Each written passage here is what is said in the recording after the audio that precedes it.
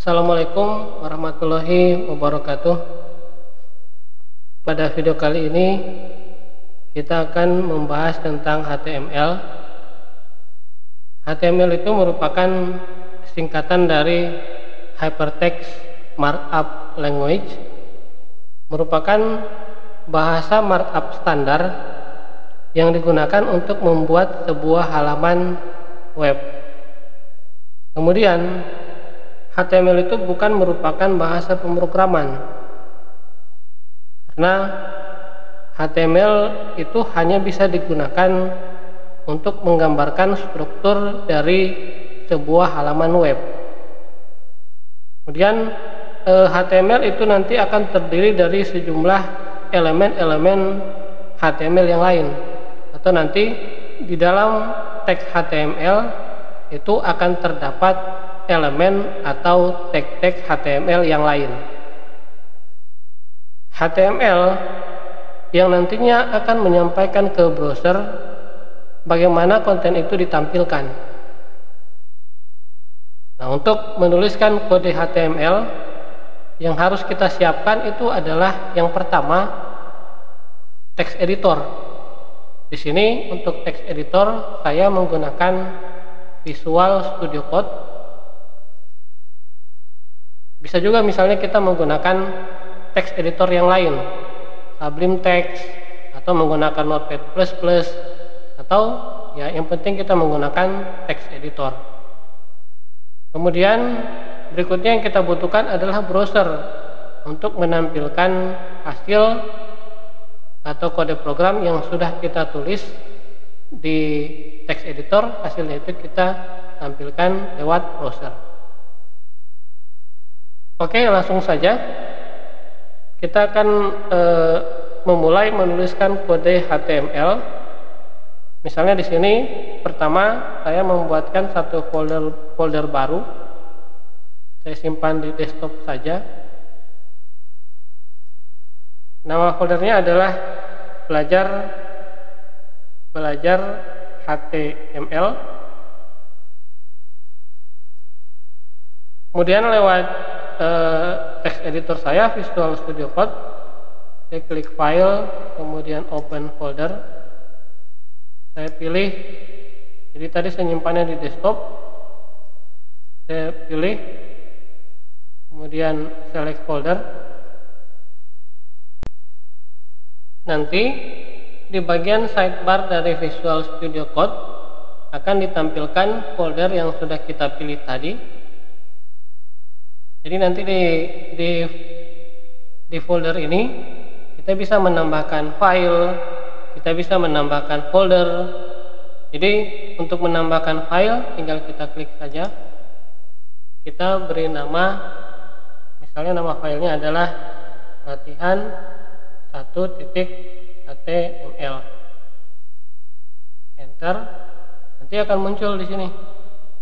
Nah, selanjutnya saya akan menuliskan kode atau struktur dari HTML. Struktur dari HTML kurang lebih seperti ini. Jadi ada doctype HTML. Fungsinya adalah untuk memberitahukan ke browser tentang tipe dokumen yang kita gunakan adalah HTML. Ini juga nanti bisa memberitahu ke browser bahwa HTML yang kita gunakan adalah HTML5. Kemudian ini adalah karena selalunya untuk tag HTML itu diawali dengan tag pembuka, kemudian nanti ditutup dengan tag penutup. Untuk tag pembuka tulisannya seperti ini. Nanti tag penutupnya itu biasanya atau selalunya ditambahkan karakter slash sebelum nama tag penutupnya. Misalnya ada tag head, ini pembuka, ini adalah tag penutup dari tag head. Kemudian ada tag body, ini adalah penutup dari tag body. Nah, di bagian body inilah nanti apa yang kita tuliskan di bagian tag body itulah yang nantinya akan ditampilkan di browser, karena ini merupakan bagian atau badan dari kita punya halaman web. Sedangkan di bagian text head untuk di title ini nanti akan ditampilkan di bagian title bar dari browser. Misalnya saya tuliskan belajar HTML. Kemudian ini ada tag meta menggunakan char set atau karakter set. Itu di sini kita menggunakan karakter setnya itu UTF-8.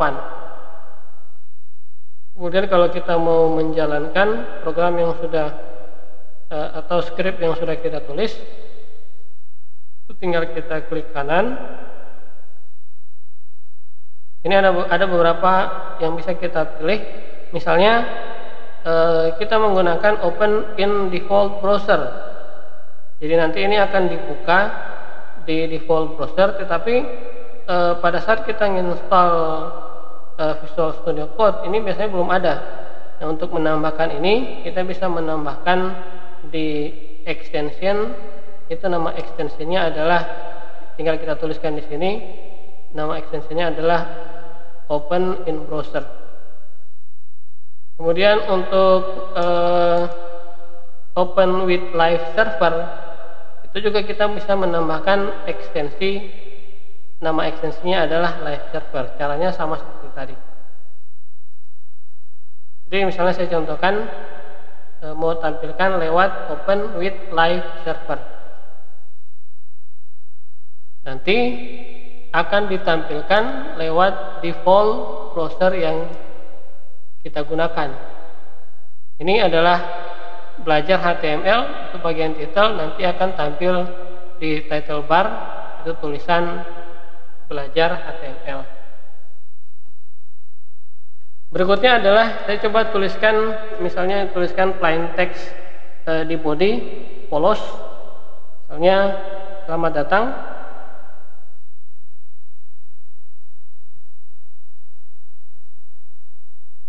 Nah, kegunaan kita menggunakan live server, pada saat ini kita simpan, maka di browser itu akan otomatis terrefresh, otomatis tanpa kita perlu merefresh manual, jadi otomatis.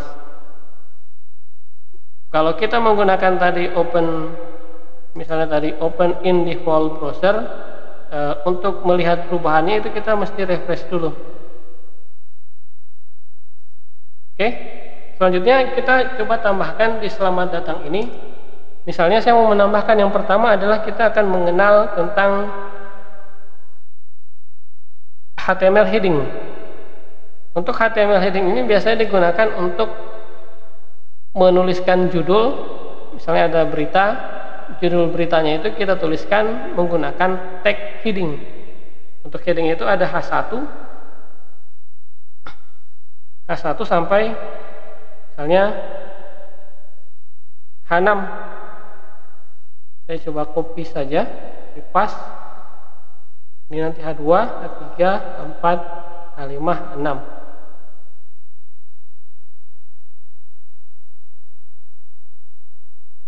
H3, H4, H5, dan H6.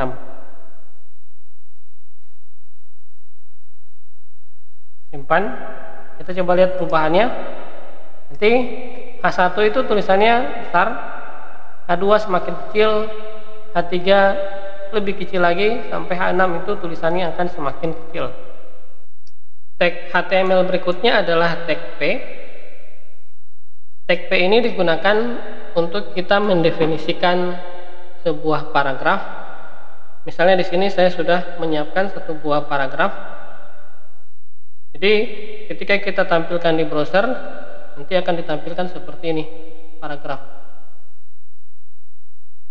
Kemudian untuk tag-tag HTML yang lain, misalnya kita mau memberi tulisan tebal. Misalnya di sini kita mau cetak tebal untuk tulisan teknologi informasi dan komunikasi. Kita bisa tambahkan tag P. Dan kita tutup di komunikasi. Jika misalnya kita ingin memberi cetak tebal di tulisan teknologi informasi dan komunikasi. Kemudian misalnya kita juga mau tulisan cloud computing ini tercetak miring. Saya bisa menambahkan tag I sampai di tulisan cloud computing. Kemudian untuk tag-tag HTML yang lain, misalnya dan lain-lain ini kita tambahkan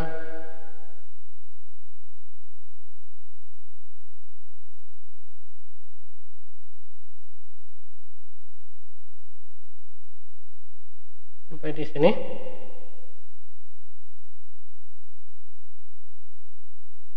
Kita coba tampilkan hasilnya. Nanti akan ditampilkan seperti ini. Jadi teknologi informasi dan komunikasi itu tercetak tebal, kemudian tulisan cloud computing itu dicetak miring, kemudian untuk tulisan dan lain-lain itu ini ada garis di tengah tulisan dan lain-lain. Berikutnya misalnya saya ingin tulisan salah satunya ini ada di baris berikutnya. Kalau misalnya kita enter,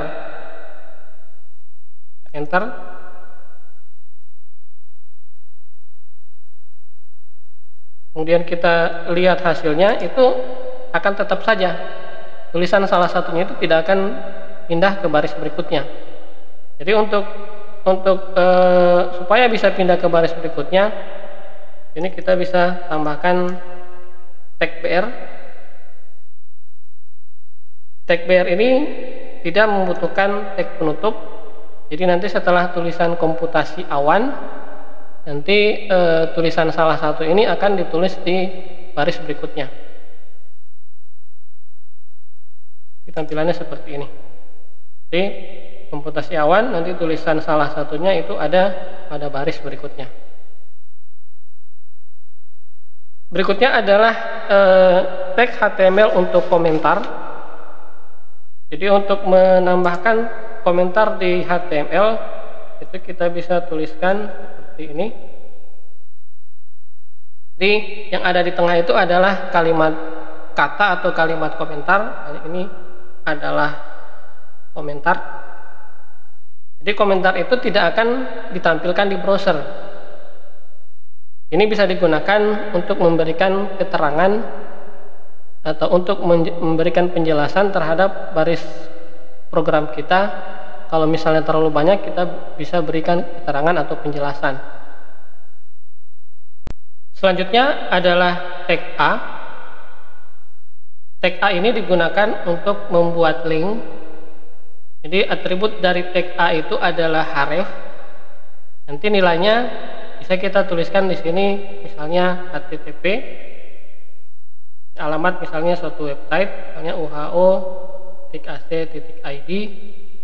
Nanti yang akan ditampilkan di browser itu adalah Universitas Halu Oleo. Ini kalau kita lihat hasilnya, nanti akan muncul tulisan Universitas Halu Oleo. Ketika kita klik Universitas Halu Oleo, nanti akan diarahkan ke website Universitas Halu Oleo. Biasanya ketika kita menggunakan tag A ini ada atribut tambahan. Misalnya kita menggunakan ada target, kita menggunakan underscore blank. Jadi kalau kita menggunakan atribut target, kemudian nanti nilainya adalah blank, nanti ketika misalnya saya klik Universitas Halu Oleo, nanti akan dimunculkan website Universitas Halu Oleo tetapi di tab yang berbeda. Itu kegunaan kita menggunakan atribut target sama dengan underscore blank. Kemudian kita juga di sini bisa menuliskan halaman, misalnya latihan 2.html. Ini misalnya latihan 2.html. Di sini kita ganti tulisannya latihan 2. Ketika kita klik latihan 2, nanti akan muncul di tab yang lain, tetapi di sini tidak muncul karena kita belum membuat latihan 2. Kemudian tag HTML berikutnya adalah image. Jadi untuk menampilkan image itu kita menggunakan img.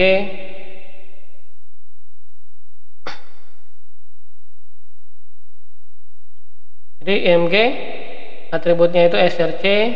Ini kita bisa tuliskan nama filenya. Misalnya di sini saya sudah menyiapkan satu buah file baru. Misalnya namanya adalah logo UHO. Kemudian saya kopikan ke dalam folder belajar HTML. Kemudian nanti di dalam folder belajar HTML itu ada folder baru namanya gambar.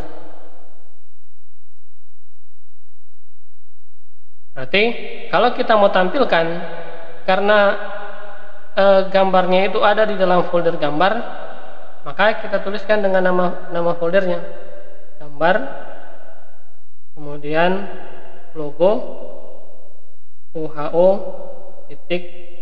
Sini itu kelihatan ekstensinya itu PNG. Kemudian kita bisa menggunakan juga atribut alternatif text, misalnya logo. Ini kalau kita jalankan, nanti tampilannya akan seperti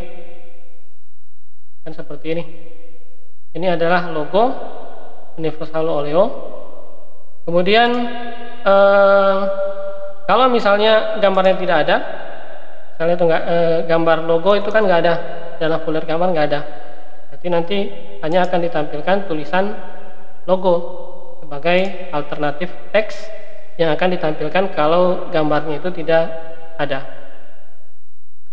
Selanjutnya kita akan membuat list. Jadi untuk membuat list di dalam HTML kita menggunakan tag ada 2. Yang pertama adalah OL, yang kedua adalah UL. OL itu singkatan dari ordered list. Dalamnya sama.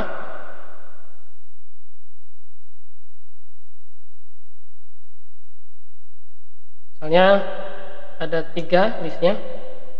Kemudian di sini isinya misalnya HTML. Dan di sini misalnya CSS, kemudian PHP. Kemudian kita buat list yang sama di dalam tag UL.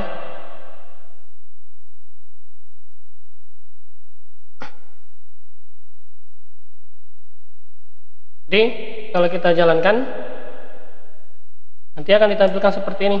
Jadi kalau OL itu adalah tag list yang bernomor, atau nanti bisa juga kita gunakan nanti ABC. Kemudian kalau yang unordered list itu defaultnya itu akan ditampilkan lingkaran kecil berwarna hitam.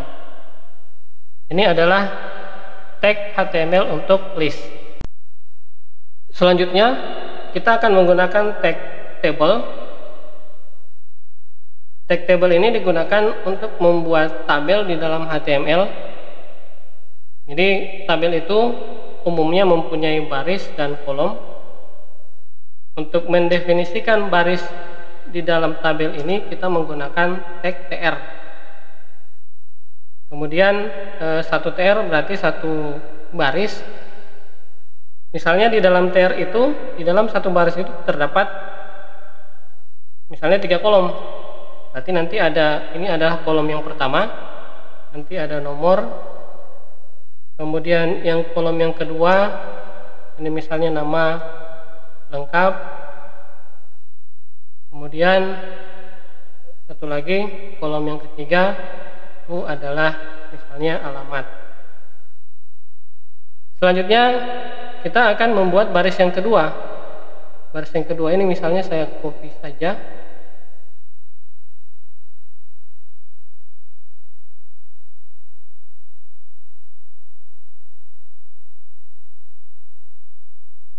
Jadi baris kedua sama, misalnya mempunyai 2 kolom. Misalnya ini nomor 1, ini namanya misalnya Doni, alamatnya adalah Kendari. Kalau kita ingin buat lagi baris yang ketiga, tinggal buat lagi 1 TR.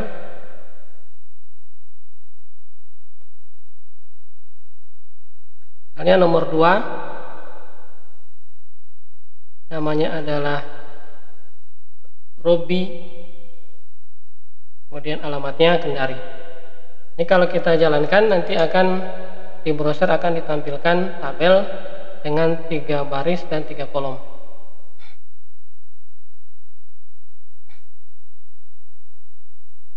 Jadi ada nomor, nama lengkap, alamat. Ini kelihatannya tidak seperti tabel. Nanti untuk membuat tabel kita lebih menarik, nanti kita bisa gunakan CSS. Tapi kalau misalnya di sini kita mau tampilkan garisnya, bisa kita menggunakan atribut border. Misalnya border sama dengan 1. Tapi sebaiknya nanti untuk memodelkan tabelnya, membuat tabelnya lebih baik, itu nanti kita menggunakan CSS. Ya, kalau dijalankan nanti akan tampak tabel ada 3 baris dan 3 kolom. Ini adalah bagaimana kita mendefinisikan tabel di dalam HTML. Berikutnya adalah kita akan membuat form. Jadi kita menggunakan tag form. Tag form ini digunakan misalnya pada saat kita melakukan login. Jadi ada inputan untuk username, ada inputan untuk password. Kemudian misalnya pada saat kita melakukan registrasi, misalnya nanti ada inputan nama lengkap, tanggal lahir, alamat, email, nomor telepon, dan seterusnya. Itu dibuatnya di dalam form. Jadi yang pertama kali kita lakukan adalah kita harus mendefinisikan tag form. Tag form, kemudian ada atributnya, itu ada action. Sementara seperti itu. Jadi yang pertama itu kita akan membuat input field atau input text menggunakan di perintahnya adalah input tipe text, namanya misalnya nama, ID-nya itu nama. Ini kalau kita lihat tampilannya nanti akan seperti ini. Ya, sebaiknya mungkin kita tambahkan label, misalnya label ding, label for, jadi kita mesti samakan dengan ID-nya karena label for nama. Kemudian ini misalnya nama lengkap, dan kita tambahkan tag BR.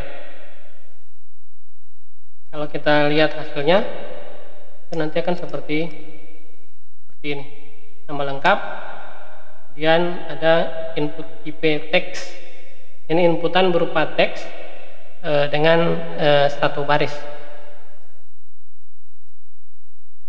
Kemudian kita juga bisa menambahkan misalnya atribut, misalnya placeholder, misalnya masukkan nama.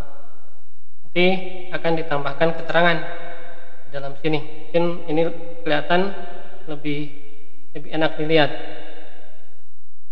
Nah, selanjutnya inputan yang kedua adalah misalnya ada password, input tipe password. Jadi sama, kita buatkan dulu labelnya, misalnya label for password. Nanti ininya password, kemudian kita bikinkan lagi BR, kemudian nanti input tipe, kalau tadi input tipe teks, sekarang input tipe password, input tipe password, name-nya adalah misalnya password, kemudian ID-nya dengan password. Jadi antara label for password di sini mesti sama dengan ID-nya. Ini kalau kita lihat hasilnya,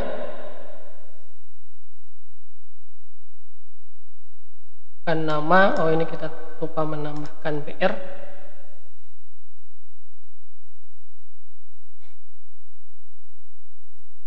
Ya kan seperti ini, masukkan nama, password. Nanti kalau nama ya kita bisa masukkan Robi, kemudian passwordnya itu nanti akan ditampilkan berupa tanda bintang atau lingkaran.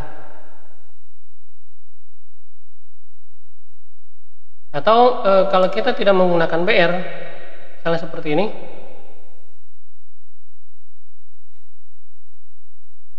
nanti di sini kita baru simpan BR,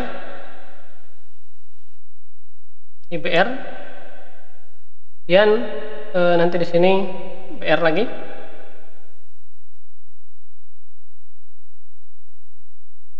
Ini nanti akan seperti ini tampilannya. Masukkan nama lengkap, masukkan nama, password. Ini nanti password, kita bisa tambahkan juga placeholder. Misalnya placeholder, masukkan password.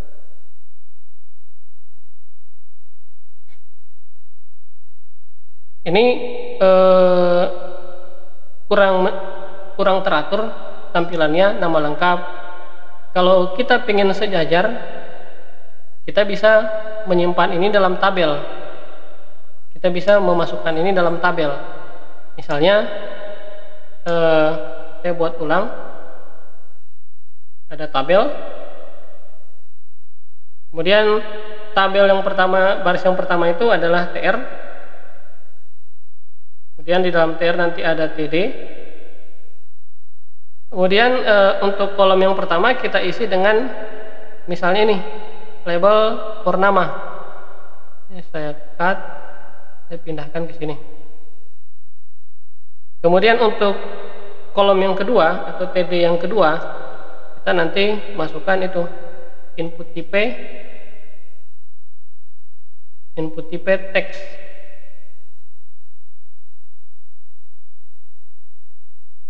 Ini saya hilangkan dulu sidebarnya supaya tampilannya lebih luas. Ctrl B. Jadi untuk menghilangkan sidebar di Visual Studio Code kita menggunakan Ctrl B. Placeholder, masukkan nama. Ini biar sudah kita tidak butuhkan lagi. Kemudian untuk TR yang kedua atau untuk baris yang kedua, ini nanti ada TD. Kemudian untuk TD yang pertama kita masukkan ini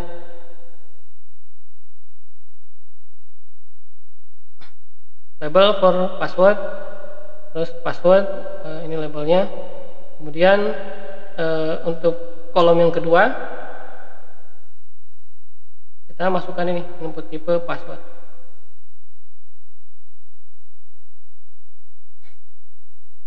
BR udah kita tidak butuhkan lagi.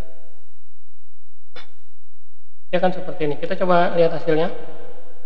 Jadi ini sedikit lebih rapi dibanding yang tadi. Ini masih polos, kita belum menggunakan CSS. Untuk berikutnya kita menggunakan jadi input type text, input type password. Untuk yang berikutnya ini saya copy aja. Saya menggunakan input type, misalnya yang berikutnya input type submit. Ini untuk input type submit itu nanti akan muncul semacam button. Ini saya coba hapus aja. Nanti input type submit, kemudian name-nya adalah, misalnya namanya adalah button submit. Kemudian kita nggak perlu atribut di submit itu, biasanya ada value itu misalnya simpan. Nanti akan ditampilkan di browser seperti ini.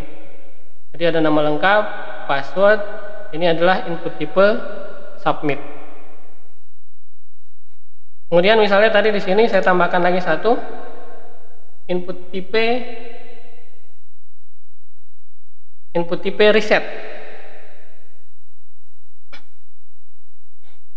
Input tipe reset,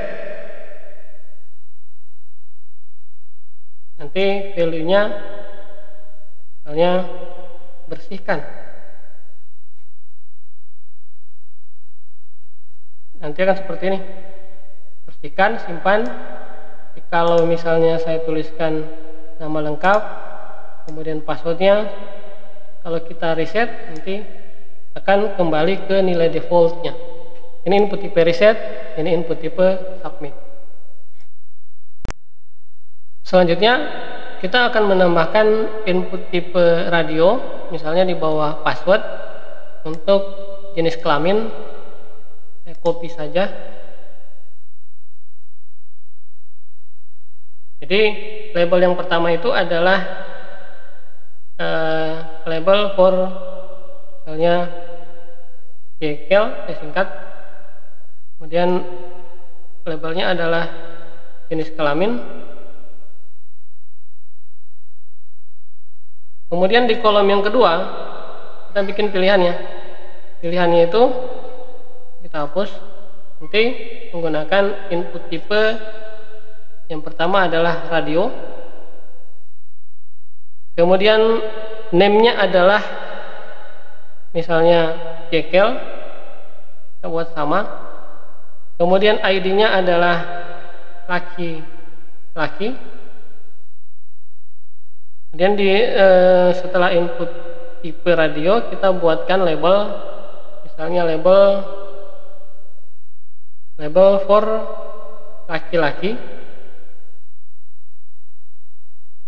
Ini berarti keterangannya adalah laki-laki. Kemudian kita bikin lagi, kita buat lagi input tipe radio yang kedua. Copy saja.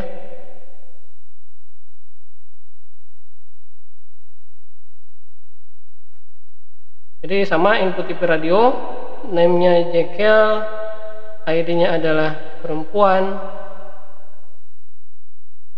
label for perempuan. Nanti ini adalah perempuan. Kita coba lihat hasilnya. Dia akan seperti ini. Jenis kelamin laki-laki atau perempuan. Jadi kita cuma bisa milih salah satunya saja. Selanjutnya adalah input tipe checkbox. Jadi untuk input tipe checkbox itu sama seperti radio, pilihan, hanya kita bisa memilih lebih dari satu. Misalnya ini kita copy.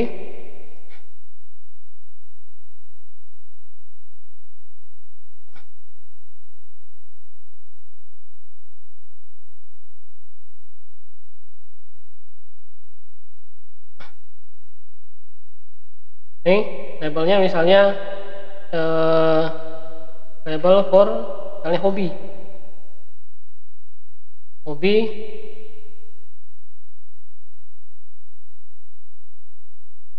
Di input tipe checkbox. Tipe checkbox ini sama input tipe checkbox. Kemudian name-nya misalnya hobi.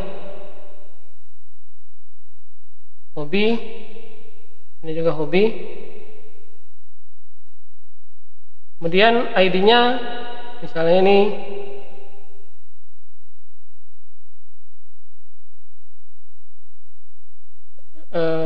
olahraga.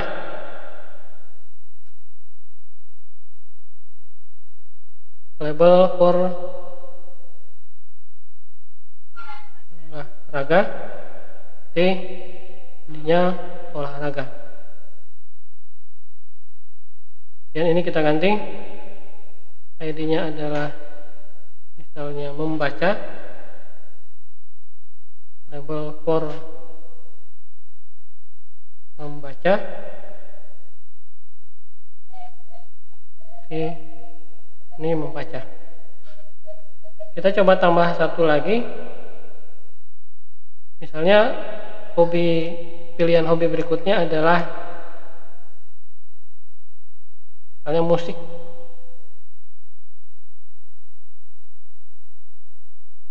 Label for musik.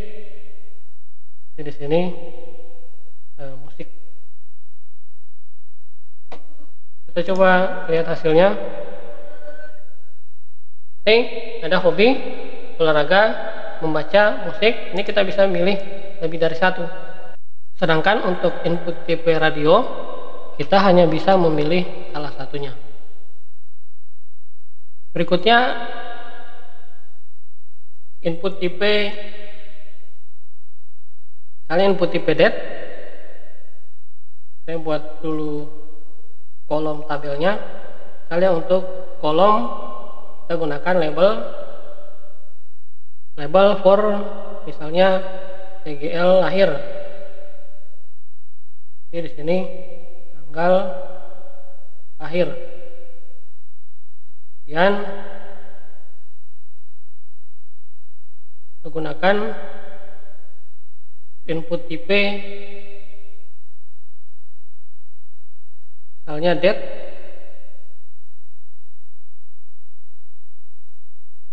name-nya adalah TGL lahir, ID dengan TGL lahir. Jadi kalau untuk input tipe date itu nanti hasilnya akan seperti ini. Jadi ada semacam date time picker. Kita tinggal memilih tahun ya atau tanggal sesuai dengan yang kita inginkan. Kita pilih tanggal, kemudian pilih bulan, pilih tahun sesuai dengan tanggal lahir kita. Selanjutnya berikutnya adalah input tipe color. Misalnya saya rubah di sini. Misalnya labelnya label for favorite color. Ini warna kesukaan. Input tipe color. Kemudian name-nya adalah misalnya favorite color. Kemudian ID-nya juga favorite color. Ini kalau kita lihat hasilnya, dia akan seperti ini. Kita bisa memilih warna sesuai dengan warna kesukaan kita. Selanjutnya jenis input tipe yang lain, misalnya input tipe email. Input tipe email, misalnya namanya adalah email, ID-nya adalah email. Jadi di sini label for email, kemudian email. Kalau kita jalankan, ini kan seperti ini, ada inputan untuk email. Ini akan secara otomatis divalidasi sesuai dengan format penulisan email. Jadi kalau kita nuliskan nih, misalnya sembarang, nanti ini nggak bisa. Kalau email itu mesti mempunyai tanda atau karakter @ jadi seperti itu. Selanjutnya input tipe berikutnya adalah input tipe number. Input tipe number ini digunakan untuk inputan berupa angka. Misalnya ini saya copy.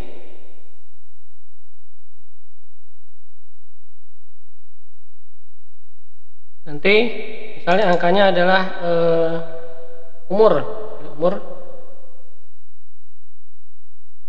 Terus di sini umur, input tipe number, umur, ini umur. Nanti akan tampilannya seperti ini. Ada umur, kemudian ini inputannya adalah angka. Kita nggak bisa tuliskan selain angka, ini harus angka. Selanjutnya, input tipe berikutnya adalah misalnya kita mau menginputkan file, berarti nanti kita menggunakan input tipe file. Misalnya di sini saya menggunakan input tipe file, name-nya adalah misalnya file, ID-nya file, nanti labelnya misalnya label for file. Oke, ini pilih, misalnya kita memilih gambar. Ini kalau kita lihat hasilnya nanti akan seperti ini. Dipilih, nanti kita bisa mencari di mana gambar yang akan kita upload misalnya. Ini input tipe file. Selanjutnya kita gunakan lagi misalnya untuk inputan yang lain.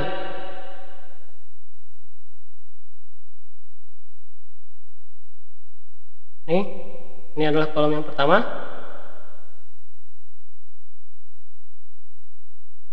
Misalnya label for alamat.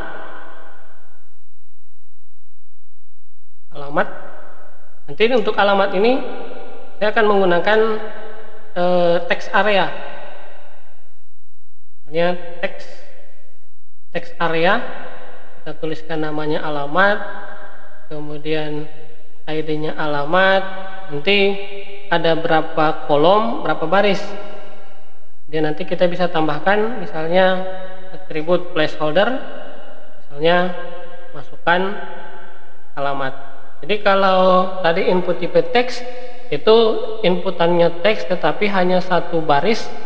Kalau alamat ini kita bisa inputkan lebih panjang lagi. Jadi selain alamat mungkin nanti bisa kita inputkan untuk artikel, berita, jadi inputan yang panjang. Jadi nanti kita bisa lihat hasilnya kan seperti ini. Alamat, masukkan alamat, ini menggunakan text area. Tinggal kita definisikan, kita atur kolom dan barisnya sesuai dengan kebutuhan. Untuk inputan berikutnya, misalnya inputan untuk yang menggunakan combo box, saya copy dulu.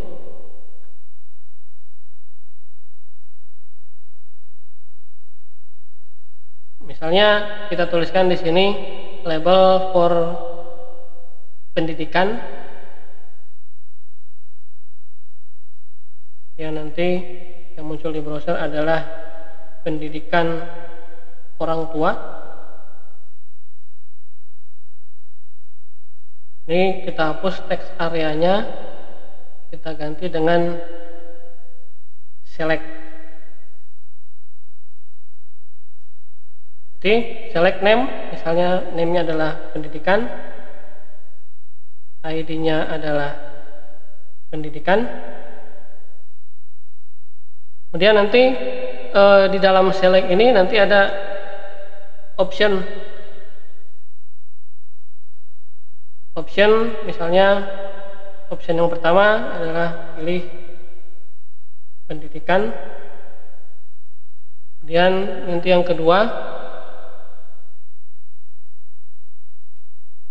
karena seperti itu. Nanti misalnya di sini ada SMA, kemudian misalnya ada S1, kemudian S2 dan seterusnya, tinggal dilanjutkan sesuai dengan kebutuhan. Oke, kalau ini kita lihat hasilnya nanti akan seperti ini. Jadi pendidikan orang tua ini adalah pilihan menu yang ditampilkan dalam bentuk drop down. Jadi kita bisa memilih misalnya pendidikan orang tua apakah SMA, S1 atau S2. Ini adalah jenis-jenis inputan yang banyak digunakan di dalam form.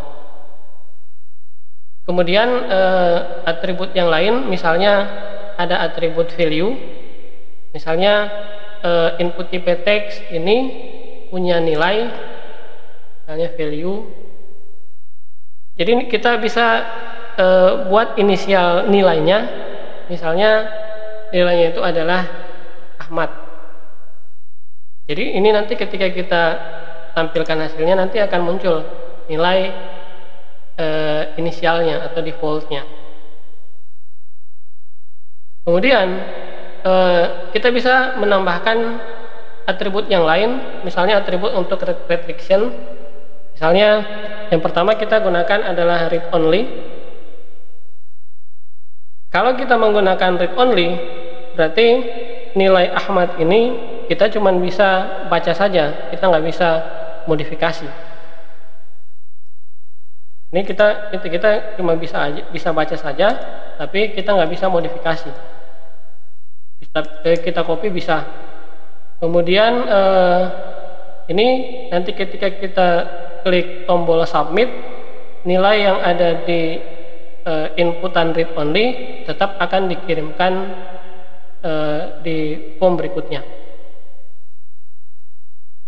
Kemudian selain read only ada atribut misalnya disable. Jadi kalau disable ini, kalau kita lihat ini nggak bisa, inputan ini nggak bisa kita gunakan. Kalau misalnya kita klik tombol submit, maka yang di disable ini tidak akan dikirimkan. Jadi ini tidak ada, cuma langsung password, tidak ada nama. Jadi langsung password, kemudian umur, kemudian alamat, button simpan, dan seterusnya. Kemudian yang lain misalnya ada require, artinya ini diperlukan, berarti inputan untuk itu wajib diisi, wajib mempunyai nilai. Jadi ketika kita klik tombol submit, maka ini wajib mempunyai nilai. Jadi kalau saya klik, maka ini please, jadi harus mempunyai nilai. Kemudian untuk atribut yang lain selain require, misalnya ada size.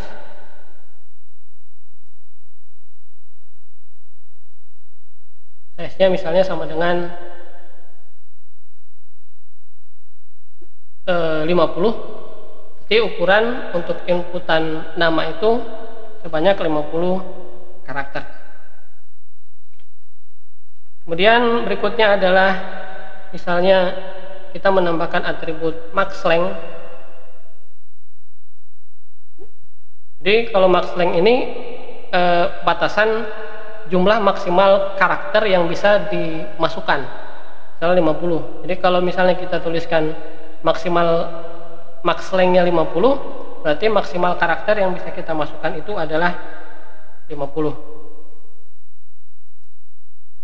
Kemudian misalnya untuk input tipe number, ini misalnya untuk input tipe number, kita bisa gunakan batasan nilai minimal dan maksimal. Misalnya kita tambahkan di sini min sama dengan, jadi misalnya umur mahasiswa itu katakanlah antara 18, terus maksnya itu misalnya 25.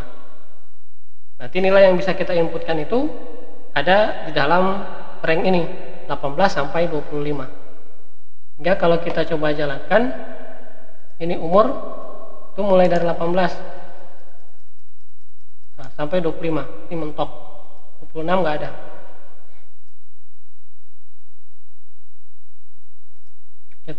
Kita simpan, nggak bisa, nilai itu harus lebih kecil atau sama dengan 25. Jadi karena kita sudah tetapkan batasannya itu nilai minnya 18, kemudian max-nya 25. Ini kurang lebih dasar-dasar yang perlu kita ketahui tentang HTML. Selanjutnya nanti di video berikutnya kita akan membahas tentang CSS. Jadi untuk video kali ini tentang HTML saya rasa cukup. Terima kasih, semoga bermanfaat. Assalamualaikum warahmatullahi wabarakatuh.